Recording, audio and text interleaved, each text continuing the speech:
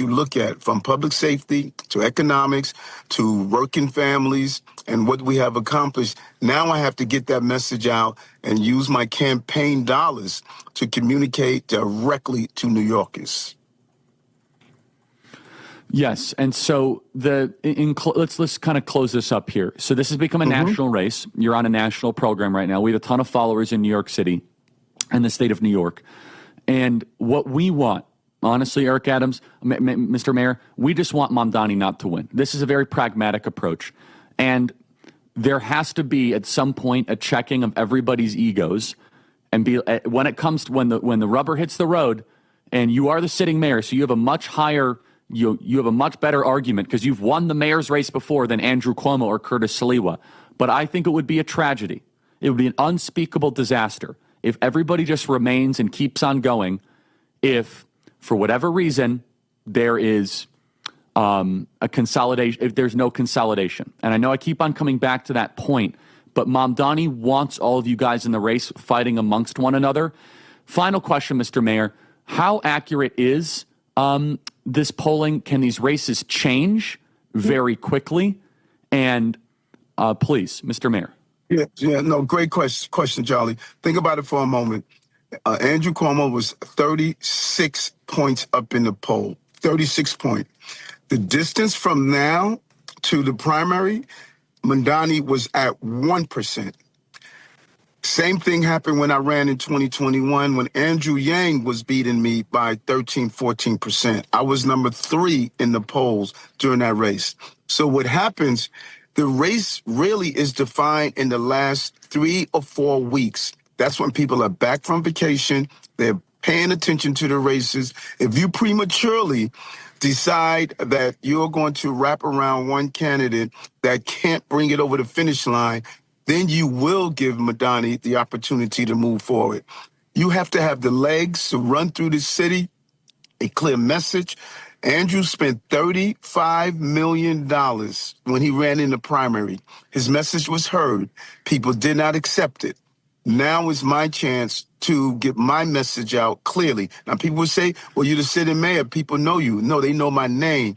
They don't know my record because I went through 15 months of lawfare in this city. You were certainly targeted, and I think part of it, we're out of time, Mr. Mayor. Some of the continuing news of all the criminal probes around people around you is not helping. And here's my last piece of advice. Every power you have as a former police officer, flood the zone. Make it America's safest city. The same way President Trump is making D.C. very safe. If you make New York as safe as it was in its heyday, and I know that is your goal and your ambition, public safety can be a real-time refutation of Mamdani's smooth-talking timeshare salesman. I'm going to go promise the world, everybody. And the more you can lean into that, the better. So, Mr. Mayor, thank you very much for your time. And the last thing I'll say, we must defeat Zohran Mamdani. Thank you for your time, Mr. Mayor. Thank you. Thank you. Take care. Email us, as always, freedom@charliekirk.com, and subscribe to our podcast. Look, the most important thing right now is defeating Mamdani. It's become a national race. It's become a major national race. Subscribe to our podcast. That is the Charlie Kirk Show podcast page. It's just hard to believe that we're at this place where Mamdani is the large favorite. Okay, second hour coming up, Ask Me Anything episode.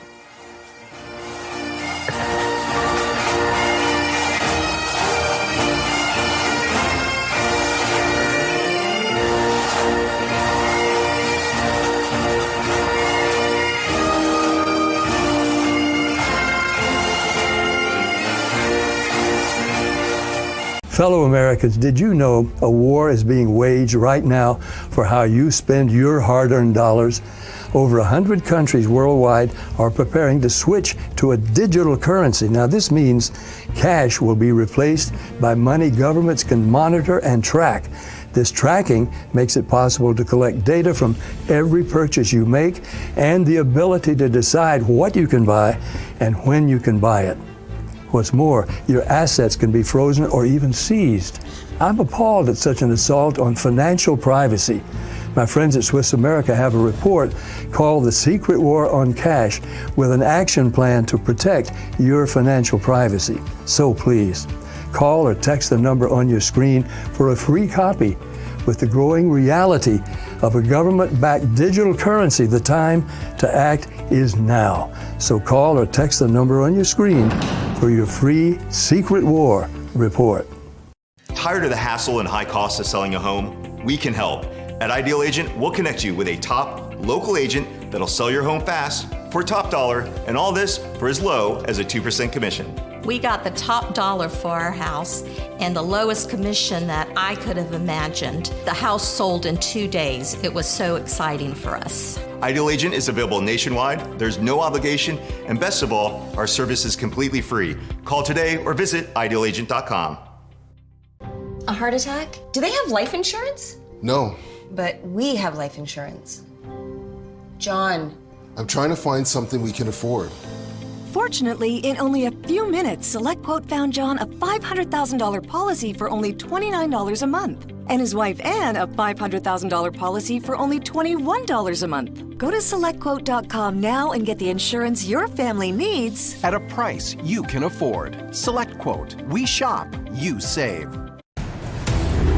They tried to shut them up. There's no guarantee to free speech. They tried to cancel them. Deplatforming works. They even threw them in jail. Peter Navarro, Steve Bannon, now in prison. But they couldn't stop them. There's not a prison bill that will ever shut me up. They call them rebels. Basket of deplorables. They call them rogues. They claim to values or religion. And they say they're outlaws. These are the kind of guys you like to smack in the ass. War Room presents Rebels, Rogues, and Outlaws. You set out to take Vienna! Take Vienna! The national bestseller by longtime Bannon producer Dan Fluette. Take a journey through the pictorial history of War Room in a culture that celebrates the weak. Show your support by standing with the rebels. Go to doitfluette.com or scan the QR code on your screen.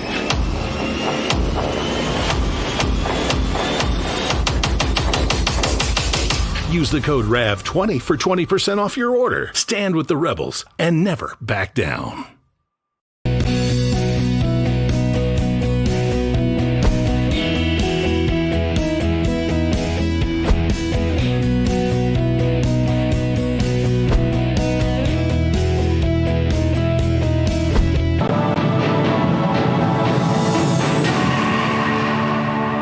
Welcome back to this Real America's Voice news break. I'm Terrence Bates. Former Trump National Security Advisor John Bolton is in the FBI's crosshairs. This morning started with FBI agents raiding a suburban Washington, D.C. home, reportedly at the direction of FBI Director Kash Patel. President Trump says he found out about the raid similar to the rest of us. I know nothing about it. I just saw it this morning. They did a raid. Do you expect the DOJ to brief you on this? Yeah, they'll brief me probably today sometime. And the foreign minister. I tell Pam and I tell the group, I don't want to know, but just you have to do what you have to do. I don't want to know about it. It's not necessary. I could know about it. I could be the one starting it. I'm actually the chief law enforcement officer, but I feel that it's better this way. Agents are reportedly looking for classified documents as part of what's being described as a national security investigation. Sources say the investigation centers around allegations that Bolton used classified documents and leaks to the news media on multiple occasions. We're told the documents in question may not necessarily be in hard copy form, rather electronic, meaning if they exist, they would be on Bolton's computers, phones, and other devices. If that's the case, the FBI could confiscate those devices and potentially find other incriminating or questionable information. Bolton has been an ardent critic of President Trump as well as FBI Director Kash Patel, which already has some people surmising that the raid is politically motivated. The FBI pushing back against that narrative, though, saying that it's conducting, quote, court-authorized activity. California takes a big step towards beating Texas to the punch when it comes to redrawing its congressional map.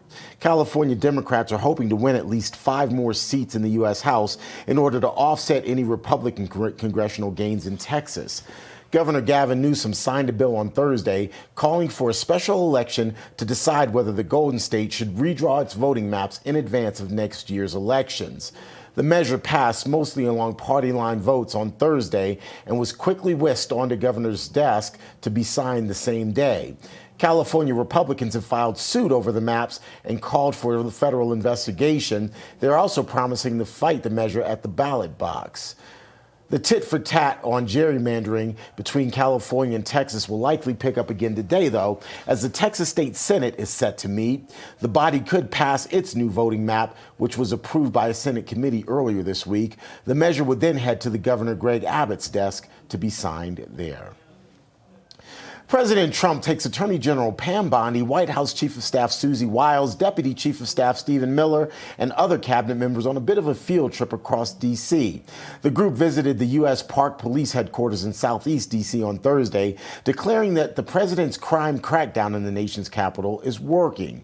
The commander-in-chief also announcing his plan to continue D.C.'s facelift from crime to parks. We're going to be rebuilding all of your parks, and it's going to happen fast. It's going to go up like a miracle. So you do the job on safety, and I'll get this place fixed up physically, and we're going to be so proud of it at the end of 6 months. But let's say at the end of a year, this place will be maxed out in terms of beauty. You'll have all new surfaces. You'll have all new medians. Everything's going to look beautiful. The president says he plans to ask Congress for funding, to spruce up the nation's capital's parks. He also doubled down on the idea that the capital city will return to being the best in the world. As for D.C.'s crime crackdown, the White House says at least 630 arrests have been made since the Trump administration took over the city. That number includes 251 illegal aliens. The district's new U.S. Attorney, Judge Jeanine Pirro, joining the president on Thursday in reassuring police officers and guardsmen who are patrolling the nation's capital that their efforts will not be in vain. I am making sure that we back the blue to the hilt. Every arrest you make, we're going to the longest way to make sure that we charge in those cases. So God bless you and thank you for what you do. You're making a difference. And Mr. President, without you, no one would even have tried. So thank you. That was one of the many officials joining President Trump on Thursday as he met with National Guardsmen and police officers who are securing the nation's capital. We're waiting for the president to speak momentarily. Media is being allowed into the Oval Office as we speak in advance of the president making some sort of announcement. At this point, we can only speculate about what that announcement may be, but it has been a very busy day, of course, topped by the FBI's raid on John Bolton's house there in suburban Maryland. It happened specifically just outside the nation's capital. One has to imagine that if the president takes questions today from the media, those questions will largely center around that specific issue. Here's the president, ladies and gentlemen. He's a hardworking guy, does a phenomenal job with FIFA. Nobody like him. I'm delighted to welcome FIFA President Gianni Infantino back to the White House for a major announcement about one of the most anticipated competitions in all of sports, the 2026, and this is a big deal, I'll tell you, I was so happy to get it, the 2026 FIFA World Cup. And it's going to be the World Cup as we know it. It's the biggest, probably the biggest event in sports, I guess, Johnny, right? Yeah. On December 5th of this year, the 2026 FIFA World Cup draw will take place at the Kennedy Center. Some people refer to it as the Trump Kennedy Center, but we're not prepared to do that quite yet, maybe in a week or so. But right here in Washington, D.C., it's a tremendous honor to bring the global event and this incredible group of people and these unbelievable athletes, the best athletes in the world, to the cultural center of our nation's capital. I just left the Kennedy Center. We're spending a lot of money wisely on making it really beautiful. It's going to be beautiful again. It's like Washington, D.C. We had, by the way, in Washington, D.C., we have the lowest crime numbers they've had in years. Zero, it sounds like it's a horrible thing to say, but I might as well say it. Zero murders in the last week since we've done this. That's the first time in memory that that's happened, if you can believe it, how pathetic that is to have to even say it. And I'm tired of listening to these people say how safe it was before we got here. It was unsafe. It was horrible. And Mayor Bowser better get her act straight or she won't be mayor very long, because we'll take it over with the federal government, run it like it's supposed to be run. The numbers were horrible. It was a crime-infested rat hole, and they do have a lot of rats. We're getting rid of them too, and we've made a lot of progress. And it was extremely unsafe, and now it's extremely safe. We had virtually no crime. The number was down 87%, and I'm trying to figure out where was the 13%, because I don't think it existed. The National Guard has been unbelievable, and they're working with the police. And they have some very good people in there. They have some people that shouldn't be police, actually, but they have some great people there.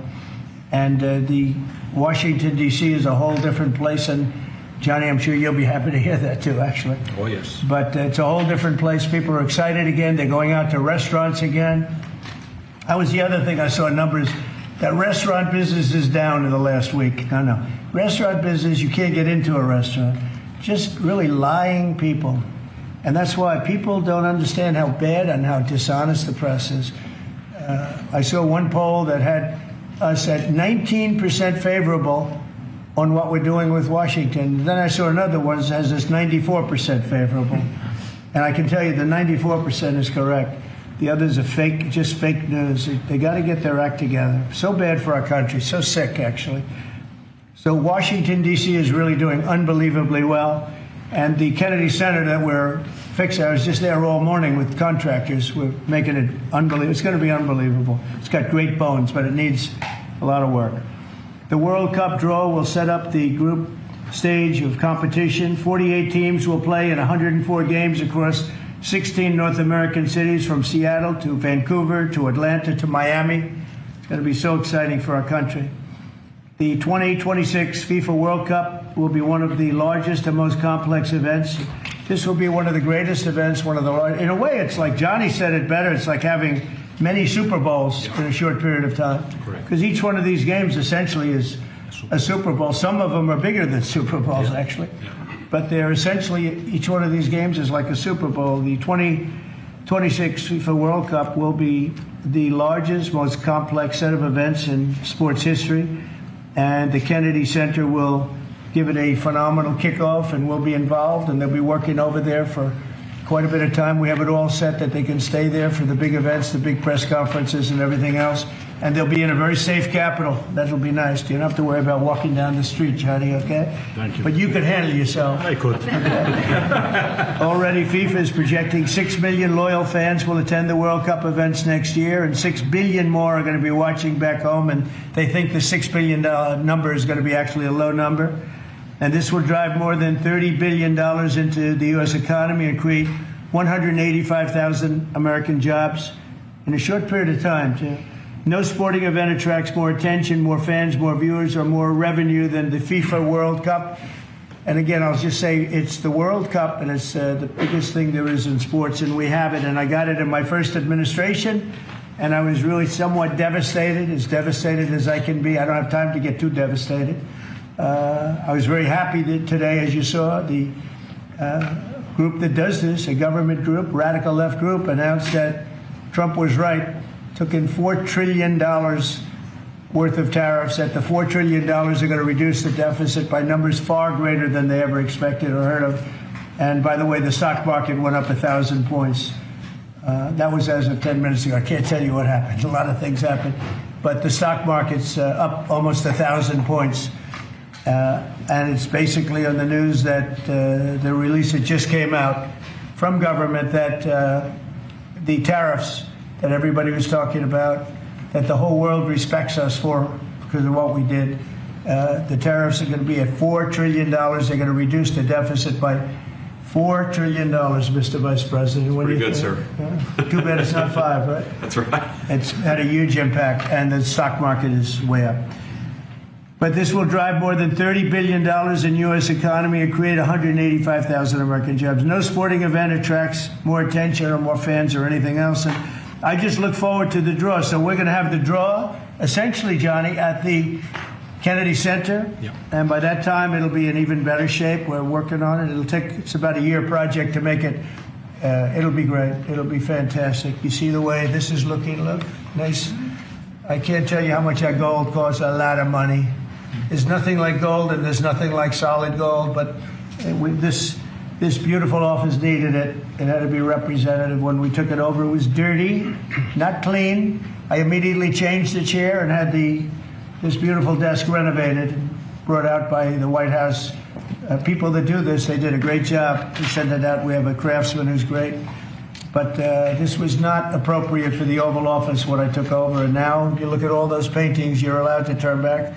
All of these are great presidents, and they were all in the vaults They were in vaults for some cases much more than 100 years.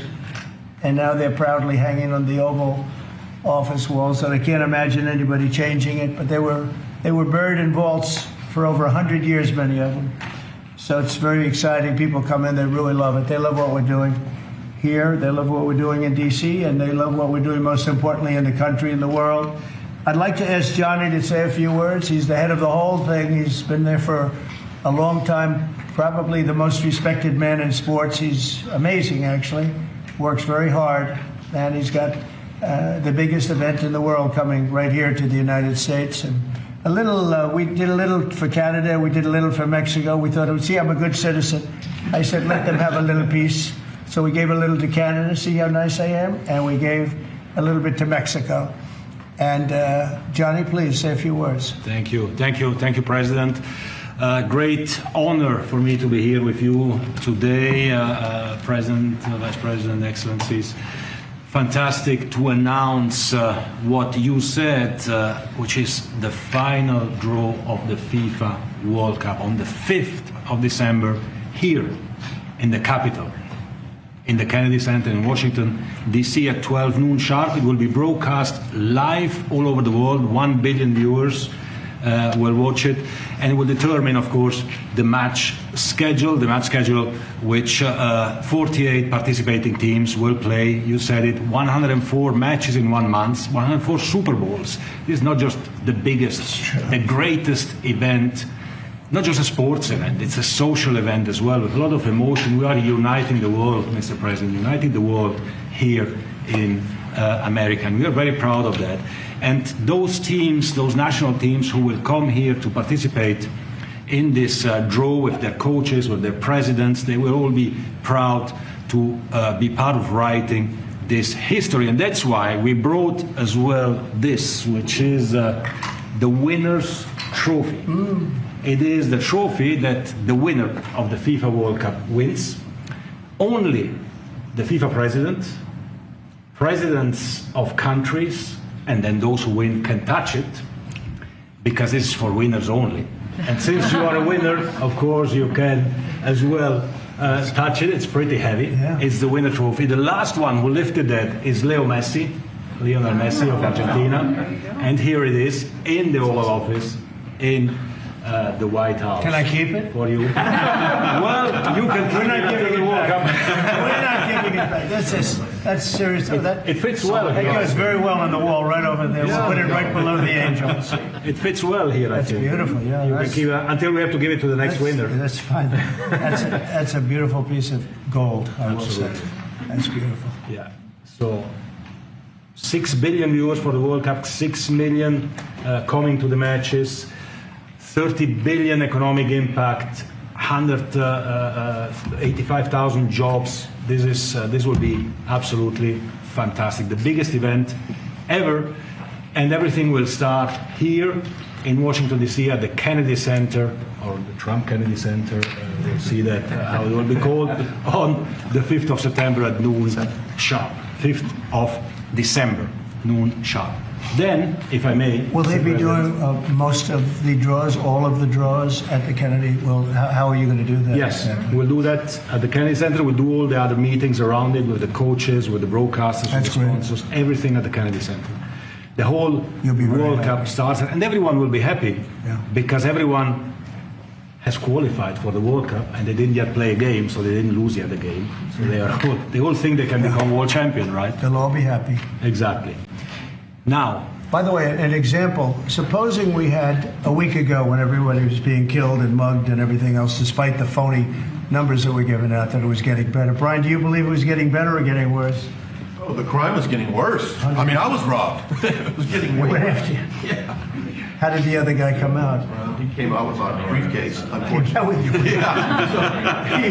Robert 1, Brian 0. No, but can you imagine you do this and then you start hearing that they had a 20-year reduction of crime. It was worse during the Biden administration than anybody's ever imagined possible. And I guarantee you he wouldn't be here if those numbers continued. But now we have total safety, we have total security. And for the border, in 3 months, 0 people. These are done by liberal people. that do these charts. 0 people came through our border in the last 90 days. Can you believe it? 0. Last year we had millions of people coming in, and they came in from the wrong locations. They came in a lot of people that shouldn't be here. So now when we have this event in December, it's going to be very safe. Johnny, you can walk down the street with your beautiful wife. Yeah. You can take her to dinner if you can get a reservation, which I doubt. They're all full, the restaurants. I know. They're all full. I heard that too. The restaurants aren't. The restaurants, since we are doing this, are doing great. And many new restaurants are going to open because, as you know, many closed. Yeah. Many restaurants closed because the crime was so bad. This will be one of the safest places anywhere on earth. So, I really am honored that the National Guard has done such an incredible job working with the police. And we haven't had to bring in the regular military, which we're willing to do. We have to. And after we do this, we'll go to another location and we'll make it safe also. We're going to make our country very safe. We're going to make our cities very, very safe. Chicago's a mess. You have an incompetent mayor, grossly incompetent. And we'll straighten that one out probably next. That'll be our next one after this. And it won't even be tough.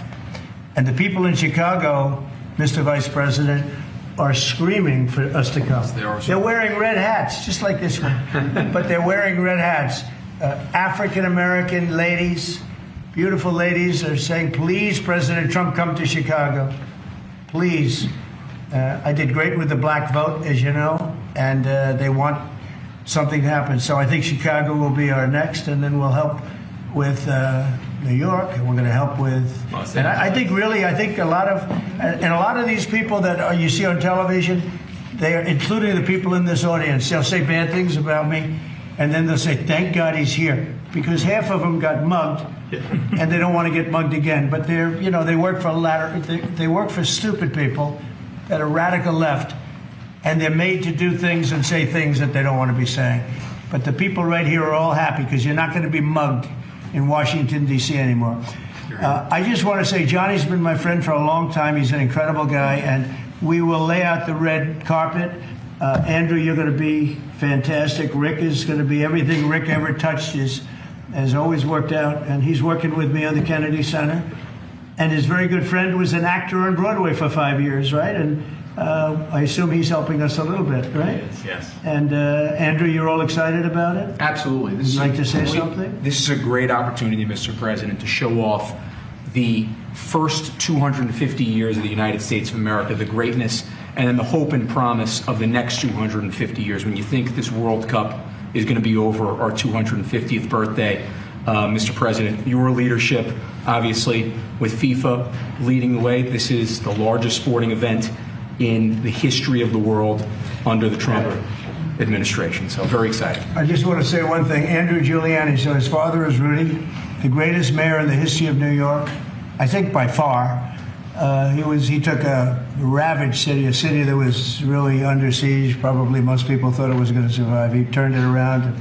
He was a great, great mayor. And then they treated him very, very unfairly. You go back and tell your father all of the things that have come out over the last couple of months through Tulsi and through all of the people, Cash, everybody. They've proven your father 100% correct. His father was treated so unfairly. Your father has been 100% correct. And tell him we all love him, okay? Thank you, Mr. President. It's been amazing. What he had to go through was very, very unfair, nasty. These are bad people. Mr. Vice President, would you like to say something? Well, sure, Mr. President. Thank you, and thanks to Johnny for being here. We're very thrilled about the World Cup. Just to echo something the President said about crime in Washington, D.C., this is the national capital of the greatest nation in the world, and we had murder rates just a few weeks ago that rivaled some of the worst third world cities anywhere, even in very, very poor regions of the world. Why did we accept that? Why did we allow it to happen? We allowed it to happen because we had broken leadership in Washington, D.C., and unfortunately sitting behind the Resolute desk. What we have shown in just under 2 weeks of taking law enforcement seriously is that the American people can have their streets back if their leadership is willing to put in the time and the resources. Mr. President, you've shown in Washington, D.C. that we can have safe streets again. We've just got to have the political willpower to focus on the bad guys and to give the American people back their communities. We are focused on doing that thanks to the President's leadership. Thank you. And that's a really very small percentage. It's 2%, 3%, but that 2% and 3% wreaks just havoc throughout a community. People are petrified, and I notice a couple of the women in the back are shaking their head, yes, yes, yes. I won't report who you are because you'll end up losing your jobs, but it's true. It's amazing. And the police, and you look at the D.C. National Guard, I saw pictures of them last night getting off vans and all, and I saw some bad ones running, but they're not running so much anymore. They're not there. They're just not even trying. You're totally safe. Now, there'll be something happening sometime. I don't know. Maybe it won't be for a long time, but this was every night would get reports of people being mugged and killed. There's one woman on television last night. She had a badly busted up nose, and she's like our streets the way they used to be, and she thinks it's going to happen like by doing nothing. And they say, what happened to your nose? She got slugged by a guy walking down the street. Slugged. Her nose will never be the same, I guarantee you, unless it takes a pretty good turn. She wasn't really for us. But she sort of said, well, maybe something has to happen. Before this happened to me, she got whacked. And I don't think she'll ever be the same. She was a half a Trump fan, a woman that would have never been a Trump fan, but she was hit hard. It's not going to happen anymore. Not going to happen anymore. But then we're going to beautify the city too. That's where I was today at Kennedy Center, and we're going to beautify the city like it has it. And we're working with Clark Construction, the biggest construction company in Chicago, and in Chicago and New York and Washington. And the head of Clark is great. He's all over the world, actually. But Washington, I would say, is their home. That's where they do the best work, the biggest work. And they've been doing a fantastic job. So you're going to have a fantastic, clean, beautiful place. It's going to be better than it ever was before, literally better than it ever was before. We'll get it done very quickly. And I want to thank Clark because they're doing a lot of work in a lot of different locations, but they've been fantastic for getting us the right contractors and the people that can really do the job right. And Johnny, did you want to say something? Yes, I have one more thing, because as you rightly say, with security and beautifying cities and the whole country, we want people to come and enjoy and have fun. And that's why this is not just the most iconic trophy in the world of sport, but we start on the 10th of September the sale of tickets for the FIFA World Cup, and we have the first ticket here for the final. Good. Wow. For you. Oh, good. That's cool. Wow. It's, of course, row 1, seed 1. It's ticket number 4547. And it's for the final in New York, New Jersey. That's great. And so you have your ticket already for the final. All the others, 10th of September, start getting your tickets. That's beautiful, yeah. 6.5, 7 million tickets. Fans will enjoy the security here. Will be fantastic. You're going to do record business, I think. 100%. Christy, would you like to say something? Yeah, Mr. President, millions of people will come to this country, and we'll make sure they get their travel documents, their visas, that they want to come here and spend their money and enjoy the sporting event. It'll be the largest event in the world. And sir, you're reminding me of something that my dad used to say all the time when I was growing up. He would say, Christy, you kids need to look like you respect yourself before anybody's going to respect you. And in this country, when people look at our streets, when they look at our capital, you're bringing respect back to this city. And people will respect our country more because it's safe, it's clean, it's beautiful. And what you're doing is transforming this nation by making sure that our laws are upheld. And millions of people are going to come and be able to enjoy it next year, and I'm excited about that. Thank you for doing that. Well, our country is respected again. And a year ago, we had a dead country. I'm telling you, it was a dead country. It was a country that had lost its way. It was a country that was going to fail. Look, even today, where they say $4 trillion in reductions of deficits, and this was totally unexpected. They didn't expect it. I mean, I don't know where they've been, the people that do this stuff, but it's terrible. I want to thank Christy for another reason. I said to her 2 weeks ago, I said, Christy, do me a favor. I built hundreds of miles of wall. I built the same wall that the Border Patrol asked me to build.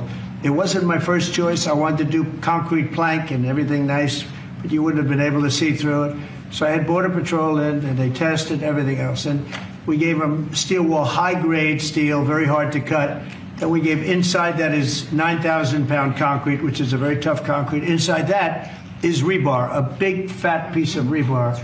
So you have all different materials that are very hard to cut, and you need different instruments to cut each one. And I said, Kristen, we got to get a coat of paint on it. And I didn't know she was listening, but I said, we got to get a coat of paint, and it should be black, because black makes the steel very hot. It's untouchable. You could fry an egg on it. And if you got a good black flat paint, it would look beautiful. It will preserve it from rust. And that was it. And I gave it to her along with 30 other things, and she's done such a good job on the border with Tom Holman and the group.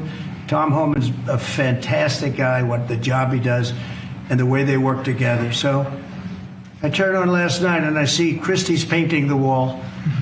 And it looked beautiful, by the way, when that paint went over there. And it's hot. It's hot. Yes, it is. It's hot. If it's white, it's not hot. If it's black, it's going to be very hard to climb that sucker. It's not going to be easy. But it's black and a high quality black. You know, it really looked good. Yeah, we got Is the that going to paint be a you told us 2-coat to. job or a 1-coat? No, just 1 coat. 1 coat. We used the paint you told me to buy. Yep. The 2-coat will take place in 3 years from now. Right? We'll do the 2nd coat. But it looks beautiful. But thank you very much. I didn't know you were listening to that, because we talked about 7 different subjects. And all of a sudden I see her out there painting with a lot of painters and everything else. But it was a beautiful thing to say. Would you like to say something? You've been such a big part of this. Please. Well, just, Mr. President, we're delighted to be here today for this announcement, but we're also looking forward to having you at the final. Oh, yes. On July Oh, yes. 19th No, we'll be in New there. York, New Jersey. We're going to be there. A lot of people are going to be there. A lot of people. I'd like to thank you all. Do you have any questions on FIFA, first of all? It's going to be a big event at the Kennedy Center. Do you intend to take part in it? Will you have a part to play on December 5th? I might play. I mean, I see the money that these soccer players, we call it soccer, but I see the money that these soccer players are making. I may try and play. I'm a very good athlete. My son is a very good athlete, and he's a good soccer player. He's on the tall side for soccer. He's 6'9". That's pretty tall. But that's pretty tall. It's on the tall side. He's good. It's on the tall side, but he's good. But no, I may put on shorts. I look extremely good in shorts and join the play. No, it's going to be a lot of fun. It's going to be good. Many foreigners who want to come to attend the event are concerned about the visa situation. Can you reassure them? Yeah, they're going to have a very easy time getting in. Certain countries are going to be very, very easy, and other countries are going to be obviously a little bit more difficult. Would you like to explain that, Kristen? Yeah, absolutely. We have a process set up that we'll be implementing on getting visas approved. Everybody will be thoroughly vetted, but they'll be welcome to this country. It'll happen quickly, and we're excited for them to come. So I would hope that around the world people know that the United States is excited to bring their family here to enjoy this event. America welcomes the world. Yes. And I can really, from the collaboration that we have, testify for that. Absolutely. Thank you. And I was just sent a picture from somebody that wants to be there very badly. He's been very respectful of me and of our country, but not so respectful of others. But I'm going to sign this for him, but I was sent one, and I thought you'd all like to see it. That's a man named Vladimir Putin, who I believe will be coming, depending on what happens. He may be coming, and he may not, depending on what happens. We have a lot of things happening over the next couple of weeks. But I thought it was a nice picture of him. Okay of me, but nice of him. So that was very nice that it was sent to me. Okay? Mr. President. Yes. On that subject, have you talked to Vladimir Putin about the fact that yesterday a big U.S. factory was hit in a Russian airstrike in Ukraine? What's your reaction to that? I told him I'm not happy about it. And I'm not happy about anything having to do with that war. I settled 7 wars, and actually, if you think about pre-wars, add 3 more, so it would be 10. I thought this would be in the middle of the pack in terms of difficulty. No, I'm not happy about anything about that war.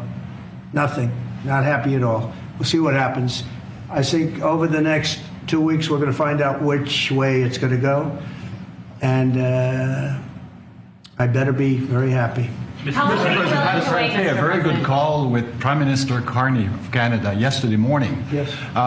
Actually, Canada is taking away some retaliatory tariffs. He's removing his tariffs, yeah. Exactly. He's removing his retaliatory tariffs, which I thought was nice. And we're going to have another call soon. Okay. Yeah, we had a very good call. You're getting closer towards an agreement on trade? I like them. You know, look, I'm fighting for the United States. Canada and Mexico have taken a lot of our business over the years, over 25, 30 years, especially during the Biden years. They took a lot of our business, and it's basically all coming back into the United States now. Well, hot as a pistol, and it's coming back in. Because of tariffs and the incentives we give, it's coming back. And it's impossible, I think, for another country to stop it. And we are working on something. We want to be very good to Canada. I like Carney a lot. I think he's a good person. And we had a very good talk yesterday. So I think it'll be good. Mr. President, I have a question about the search of Ambassador Bolton's home. The Vice President recently just did an interview saying that it's about classified documents, but that there's also broad concern about him. What are the concerns? Well, that I you haven't have? spoken to Pam in the group yet, but I will be. I saw that just like everybody else. I try and stay out of that stuff. I'm allowed to be, and I'm chief law enforcement officer, believe it or not. You know, I don't like to go around saying that, but I am. That's the position. But I purposely don't want to really get involved in it. I'm not a fan of John Bolton. I thought he was a sleazebag, actually. And he suffers major Trump derangement syndrome, but so do a lot of people, and they're not being affected by anything we do. I don't know anything about it. I just saw that. I'll find out about it. But if you believe the news, which I do, I guess his house was raided today. But my house was raided also, called Mar-a-Lago. They went through everything they could, including my young son's room and my wife's area. They went through her drawers, as the expression goes. They went through everything you can imagine. And when she came back, she said, she's very neat, you know, she's meticulous. And she looked and she said, whoa, this wasn't the way that she had it. So, you know, so I know the feeling. It's not a good feeling. Thank you. Mr. President, on Ukraine, how long will you give Putin? A couple of weeks. We're going to figure it out. We'll find it. Do you think you'll have to intervene at some point? Look, it takes two to tango. You understand that. I wanted to have a meeting with those two. I could have been at the meeting, but and a lot of people think that nothing's going to come out of that meeting. You have to be there. Maybe that's true. Maybe it's not. But we're going to see. In the meantime, people continue to die. But I've solved 7 of them where they were in wars for 31, 35, and 37 years. We had 3 of them that were for more than 30 years, Johnny, and I got them solved. And we solved one that could have been a nuclear war with India and Pakistan. That was getting ready to be a nuclear war. I solved them all. And this one, I thought we would have had it done by now, but it's more different. There's a lot of anger, a lot of hatred. There's a tremendous amount of hatred there. So. But we'll see what happens. I think in 2 weeks we'll know which way I'm going. Because I'm going to go one way or the other. And they'll learn which way I'm going. Mr. President, if I got 2 questions for you, one on FIFA, the other one on DC. Can you talk about the economic impact that FIFA will have in these cities, and what's your message to the mayors to get their cities prepared, not only the beautification process, but also the safety aspect? Well, Los Angeles is an example. You know, it's poorly run. We have a mayor there that can't even get permits to the people that lost their houses. Lee Zeldin got every permit. The hardest permit is the federal permit. Within 20 days, every single permit was there for the people to build their houses. But people are writing us and they're saying they won't give us. The mayor is incompetent. The governor is incompetent. You know, Gavin. I know Gavin very well. He's an incompetent guy with a good line of bullshit, and he doesn't get the job done. And frankly, those people want to build their houses. It's terrible. They could have been built. Some of them could have been built already. But think of it, the federal government that has the most complex part, and it's the most complex environmental thing to do. We got it, everybody had it within 30 days. And they're not even close to getting their permits. And now they're talking about taking some of those sites and building low-income housing on them. These are high-end neighborhoods. And I'm all for low-income housing. I built a lot of low-income housing. I know all about 236. I know every program that there is in the government. I used every one of them. I know more about low-income housing than probably almost anybody. And it's great. It's fine. It's wonderful. But you don't build it in Pacific Palisades. You don't build it there, and you don't build it in the other areas that burned down. So they're talking about putting up low-income housing. And you talk about riots. They're going to have riots if that happens because you're taking the people's property away. They want to build their houses, and they're unable to get permits from the mayor and from the governor. And that's a terrible thing. And let me tell you, if I didn't send in the troops in Los Angeles, Johnny wouldn't be in Los Angeles. You wouldn't be having your World Cup there. I sent in the troops and we kept it. And even the police commissioner, the sheriff and the police commissioner, they all said the same thing. They said, we could have never handled what was happening. You saw that, you were there. He said, we could have never handled what was happening. And then you hear Gavin Newsom, after it's all quelled, you hear Newsom get up and say, we could have done this for ourselves. No, they couldn't have. And if they could have, I wouldn't have taken the chance either. Okay, my second question is on crime prevention. Would you be open to expanding the national concealed carry to apply to D.C. like it does in other states like Texas? Yeah. Well, they have it in some states and they feel strongly about it. As you know, I'm in favor of it. People have to protect themselves. I'm a Second Amendment person, very simply. People have to be able to protect themselves. Especially like in Washington, you walk down the street, a guy comes up and slugs you. He's got a pistol in his hand. You can be tough, you can be in great shape, you can be a powerful person, or you can be a guy that weighs 100 pounds with a gun in your hand. Right. And I'll bet on the guy with a gun 100% of the time, right? And so you need protection. So I'm a Second Amendment person all the way. Yeah, please. President Trump, you said this morning that you're working with Congress to get $2 billion to help clean up DC. Have you had any conversations with Mike Johnson and John Thune about where they're going to get that money from? Which money? You said this morning that you're going to get $2 billion from Congress to help clean up DC. Yeah, I've spoken to Mike Johnson. I've spoken to John Thune, the Senate, the House. And I think it's going to be very easy to get. It's going to be not a lot of money. I wouldn't even know where to spend the number that you mentioned, but it's going to be money to beautify the city. Yeah, they're ready. Everybody wants to save D.C. In one way, it's the easiest. The violence was more than any other city in the country, actually, by far. It may have been more than any other city in the world, if you could think. We looked at some of the worst cities in the world, it was worse. And that's why it angers me to see the mayor saying about how they have it on the slide. Not on the slide, it was worse than ever. We have no problem getting that money. That money will come out of Congress. I think it'll be even bipartisan. And is the plan I would imagine Democrats would vote for that one. Is the plan to get it before the September 30 spending deadline on the Hill? Well, I don't know if there is a deadline, because if I declare a national emergency, which this was, that ends the deadline. So, I keep seeing about a 30-day deadline, of which we have 22 days left or something. But if I think we're in great shape here, that's one thing. But if I don't, I'm going to just say it's a national emergency. And if I have a national emergency, I can keep the troops there as long as I want. If people are not going to want to have the troops in 30 days, it's one thing to get them out. It's another thing to keep them out for a long period of time. You've got to train people. You can't do this. You can't bop people over the head.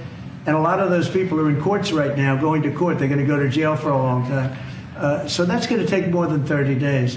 But if I have to, I'll declare a national emergency, which I don't think I'll have to do. Yeah. Mr. President, can I ask you about a question? You said in 2 weeks you'll know whether you go Yeah, one I think I'll know. or the other. I think I'll know the attitude of Russia and, frankly, of Ukraine. It takes two. What are the 2 ways you can go at the end of 2 weeks then? Well, then I'm going to make a decision as to what we do. And it's going to be a very important decision. And that's whether or not it's massive sanctions or massive tariffs or both. Or do we do nothing and say it's your fight?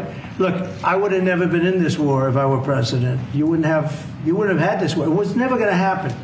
This was caused by stupid people that fought. And people say, well, how do we know? Because for 4 years, it was never even a subject. And Vladimir knew, and you see his picture right here. It was nice that he sent, but Vladimir knew very strongly we wouldn't have stood for it. It wouldn't have happened. 100% wouldn't have happened, but it did happen. And now they're losing from 5 to 7 young kids. Think of it, you're a parent and your son is leaving. He's Russian or he's Ukrainian. And he's leaving and they're waving goodbye. Nice, beautiful kid. Nice crew cut, all set. He wants to be a soldier. And he goes there first week, he has his head blown off. And he's no different than you people, me. And it doesn't matter where. I solved a problem in the Congo that was vicious. Rwanda and the Congo, the Republic of the Congo. And they were fighting for 31 years, and it was machetes. People were getting their heads chopped off. That was going on for 31 years. I got it solved. You saw it. They came to the White House and we signed an agreement. It was amazing. People can't believe we got it done. I love to stop killing. I really do. People thought it would be just the opposite. Hillary Clinton said, "Oh, he'll get us into a war." No, I'm getting everybody else out of wars. Are you saying there's a real possibility then that you do nothing if Putin doesn't come to the table for a ceasefire or try to end the I'll war? see whose fault it is. If there are reasons why, I'll understand that. I know exactly what I'm doing. We're going to see whether or not they have a meeting. That'll be interesting to see. And if they don't, why didn't they have a meeting? Because I told them to have a meeting. But I'll know in 2 weeks what I'm going to do. I have pretty good ideas. Your Justice Department is also sending some of the Epstein files over to the House Oversight Committee today. Are you in support of them releasing all of them? Keeping it open. If they wanted to release, people shouldn't be hurt, but I'm in support of keeping it totally open. I couldn't care less. You got a lot of people that it could be mentioned in those files that don't deserve to be. People, because he knew everybody in Palm Beach. I don't know anything about that, but I have said to Pam and everybody else, give them everything you can give them, because it's a Democrat hoax. It's just a hoax. The whole Epstein thing is a Democrat hoax. So we had the greatest 6 months, 7 months in the history of the presidency, and the Democrats don't know what to do, so they keep bringing up that stuff. But it affected them. Bill Clinton was on his plane and went to the island supposedly 28 times. I don't want to bring that up, frankly. You have Larry, whatever his name is, Summers, the head of Harvard, who was Jeffrey Epstein's best friend. Nobody ever talks about that. But I don't want to hurt Larry Summers, but he was best friends with Jeffrey Epstein. No, this is a Democratic hoax to try and get the significance of what we've done over the past 7 months. Nobody's ever seen anything like it. They say it's #1 in history. What we've done, including stopping 7 wars. Just include that. And now you look at the stock market today. It's way up to start off with from where I took it. And this market was going to crash. If Joe Biden or Kamala were president, this market we would have had a crash like in 1929. You're not going to have that. It's only a question of how high is it going to go. I had the strongest economy in the history of our country. And despite COVID, we had the strongest economy in the history of our country. And we're going to blow it away this time. I was always good at making a lot of money. And whether it was for myself or whether it was, I like doing it this way better. I like making it for the country. Our country's been ripped off by friend and foe, nations all over the world ripped off. And the friends have been much worse than the foes for the most part. And they're not ripping us off. We just signed a deal with the European Union. They're paying us essentially $950 billion, like a signing fee. They're going to buy $750 billion worth of energy. They weren't buying much of our energy there. And they're very smart in doing it. And as you know, Ursula was here a couple of days ago having to do with the people, the leaders that we had a great, people said they've never seen anything like it. Well, we had the leaders of Europe right here in the Oval Office. And she's so happy that she has an agreement. But people aren't ripping us anymore. We're run by, this country is run by smart people now. Mr. President, in Israel. Two questions. One is about Intel. There have been reports that you're considering taking a stake in Intel. Can you tell us About the 10%? About the 10%. Yeah, I met a man. He was a very nice man, and I called for his removal because I saw something by a man named Tom Cotton, a senator from Arkansas. He's a great guy, friend of mine, supporter of mine, big supporter. I'm a supporter of his too. And he wrote a pretty nasty story about the head of Intel. And I said, well, if that's right, he should resign. And he came in, he saw me, we talked for a while. I liked him a lot. I thought he was very good. I thought he was somewhat a victim, but nobody's a total victim, I guess. And I said, you know what? I think the United States should be given 10% of Intel. And he said, I would consider that. I said, well, I'd like you to do that because Intel has been left behind, as you know, compared to Jensen and some of our friends, NVIDIA, some of the people and the people because Intel should have never been. Intel was the biggest, most powerful chip company in the world. And then they started leaving. And they started going to foreign countries, in particular Taiwan. And if we had a president that would have said, okay, you can go to Taiwan, but we're going to put a 100% tariff or a 200 or 300 or a 500% tariff, anybody that sells into the United States has to pay. They wouldn't have left. they would have never left, and we wouldn't have. So in the meantime, we had people that were, in some cases, good politicians that weren't good on trade. I loved that man, but he was not good on trade. I totally disagreed. He allowed the car industry to be taken out of this country. We lost 50% of our car industry. But that's all coming back. It's all coming back. But if somebody would have said that with Intel, would be a giant right now. Now, with that, they've had some bad management over the years, and they got lost. And I said, I think you should pay us 10% of your company. And they said, yes. That's about $10 billion. I don't get it. This comes to the United States of America. And I said, I think it would be good having the United States as your partner. He agreed. And they've agreed to do it. And I think it's a great deal for them. And I think it's a great deal. He walked in wanting to keep his job, and he ended up giving us $10 billion for the United States. So we picked up $10 billion. And we do a lot of deals like that. I'll do more of them. If somebody has, like we have restrictive covenants with Jensen. We have, it's NVIDIA.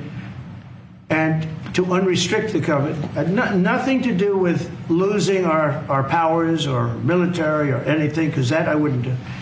But there are things you can do that don't affect us, that actually help us. And if we're going to give somebody a restricted covenant, we have a strong restrictive covenant on certain industries. And I will absolutely give somebody a opening on a restrict to do a lot of business, which is good for us, as long as it doesn't hurt us in a security or military way. And if I do that, I think the country should be paid, because anybody else, I have it in real estate where I'll have a deal with somebody and I'll have them restrictive covenant. Then they'll come back and they'll say, I'd love to be able to build over here, but I'm not allowed to because you have me covered, you have me restricted. I say, I'll let you build over there, but pay me a lot of money. No different. But the country never did it because the country was run by foolish people. On TV 5, you said Chicago might be next. Are you making, have there been concrete steps that the administration is taking to do that? Or what are other cities? I haven't spoken to the mayor. He's grossly incompetent. I haven't spoken to the mayor. No. When we're ready, we'll go in and we'll straighten out Chicago, just like we did D.C. Chicago is very dangerous. Great place. I built great stuff there. I have the most beautiful building in Chicago, I think. But I hate to see what's happened to Chicago. Chicago was our greatest city, actually. Bob Tisch, a great friend of mine, passed away. He used to own the Giants and very successful Lowe's. He said Chicago, I think they had their main office in Chicago. He said Chicago and San Francisco are the two greatest cities in the world. Now you look at what the Democrats have done to San Francisco. They've destroyed it. I own a big chunk of the Bank of America building in San Francisco. And, it's just different. We can clean that up, too. We'll clean that one up, too. No, if everything works out, and we've already had calls from other cities, quiet calls from Democrats. We'd love you to come here, because they've lost control of their cities. I'm not going to say, because I don't want them to lose their elections. But we've had calls from Democrats and calls from people generally. We'd love you to come here, because we'll straighten out the problems. Mr. President, in Israel, the families of hostages are opposed to the reoccupying of Gaza. Why is the U.S. still Well, not supporting all of them. And you have to understand, I'm the one that got all of the hostages out. You got a lot of people out. If it wasn't for me, they wouldn't be out. I worked with Bibi and I worked with Steve Witkoff. But if it wasn't for me, you would have all these hostages would most likely be dead right now, every one of them. So they all come up here. They all come in groups of 10, 12, 13, and many of them, and I've gotten to know a lot of them. They're great people. What they had to go through is incredible. But so now they have 20, but the 20 is actually probably not 20 because a couple maybe aren't around any longer. It's a terrible thing. No, I don't like anymore. I said, when you get down to 20, they're not going to make deals anymore. And they didn't. And then I put out a statement, as you know, that was a tough statement, go in and get them. And they said, we'll give you 10, we'll give you 10. I don't know what Israel's doing, but they were willing now immediately to give us another 10. The situation has to end. It's extortion and it has to end. And we'll see what happens. I actually think they're safer in many ways if you went in and you really went in fast and you did it. And people can't forget October 7th, remember that. I'm friendly with all groups. I won the Arab vote in Michigan. I did so great with the Arab vote, remember? I started off at 0, I ended up winning. I wouldn't say the candidate was the greatest, but I would have won against anybody. They're great people. But we have to do things properly. And, I'm very proud to say I got the hostages out. You have hundreds of people that are living now because of me. And now we have that final little group of people. And Hamas knows that if they give them, that's probably the end of their lives. So it's not easy to get. And I know if you're a parent, you just don't care. You want, I want my baby back. They want their babies back. They want their kids back. And I understand it. But I got them out and did a good job. And we're doing everything we can to get the hostages out. Thank you all very much. Yes? So Jackson Hole, Jay Powell today said, he suggested that they might cut interest rates, but they never. Well, we call him too late for a reason. He should have cut him a year ago. He's too late. We have a stock market that's up 1,000 points today. I better be careful because I go out there and I'll see it's down 1,000, right? But it's up 1,000 points when I came in here. We have a country that the market's the hottest it's ever been. The country's better than it's ever been. We have a military that I rebuilt largely in my first term. We had a great, successful first term, but this is going to be even better. But we rebuilt it. We gave a lot of it away to Afghanistan, but relatively small compared to the overall. But I think it was the most embarrassing day and period in the history of our country that they allowed those 13 wonderful people, but it's really hundreds of people were killed. And they don't talk about the 48 that were so severely wounded with no legs, no arms, nobody ever mentions them except me. But that was the worst day, the most, it just showed how incompetent. Frankly, if that didn't happen, I really believe that you might not have had the problem with Russia. I think Putin was sitting there watching these stupid people running our country and said, this is a time to invade.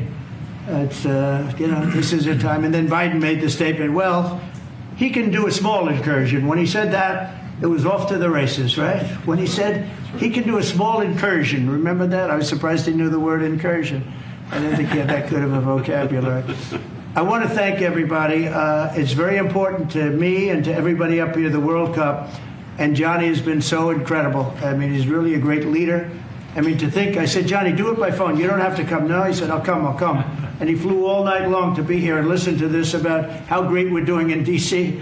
But he's a fantastic leader, and this will be your most successful World Cup ever. Thank you, Jim. Thank you so much. America win. Yeah. Can we win it, Mr. President? I don't know. I watch some of those teams go right. They go down that field. I don't know. But let me ask you: what chance does America have of winning? Well, the home team always has a good chance to win. It depends he's how a it good starts. No, but it has some good we have a shot. We have of course, you have a chance. Will Barrett be going to any of the games, Mr. President? I'd love to have him. He'd love to. He's very tall. Maybe we could make him a goalie. The goalies are very tall now, right? Yeah, goalies are very tall. The goalies, well, he'd be a perfect goalie. 100%. At his height, he'll be a great goalie. Exactly. So we'll put him with the American team. No, but do the Americans have a chance of getting into the quarterfinals? Yes, right? definitely.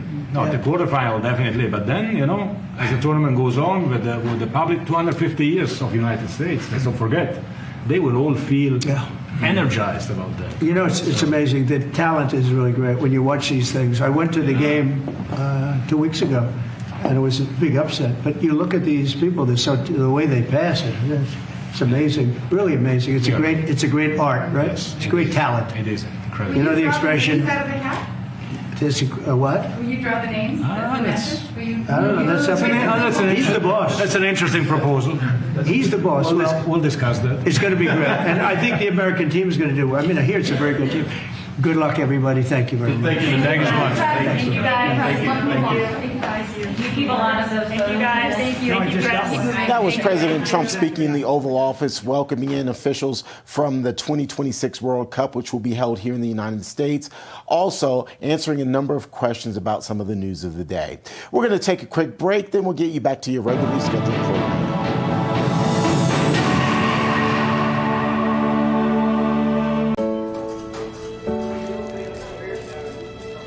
Hey, just want to say thank you for your service. Yeah, sure.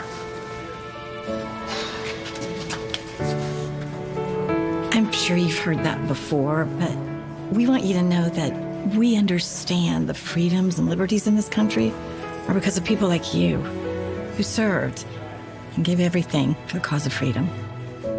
We don't take that lightly. So thank you for everything you've done and sacrificed for us. Thank you so much. That means a lot to me.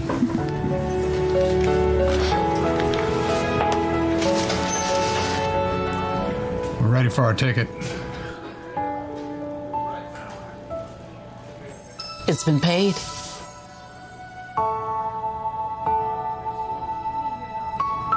People thank me for my service all the time. But I want to thank you for being someone worth fighting for. You make it all worth it. If you really want to thank me and other veterans like me, go to helpdav.org and support disabled American veterans. That is the best way to say thank you and keep our promise to our nation's heroes. You can say thank you to our nation's heroes by going to helpdav.org right now, or call the number on your screen and give your monthly support of only $19. Your support lets our disabled veterans know you appreciate them and everything they have sacrificed for us. When you do, we'll send you this DAV blanket as a thank you and a reminder that you support those who served. When you support DAV, you're showing veterans like me that you were worth fighting for. Please call or go online to helpdav.org right now. Your support in this moment honors our veteran service.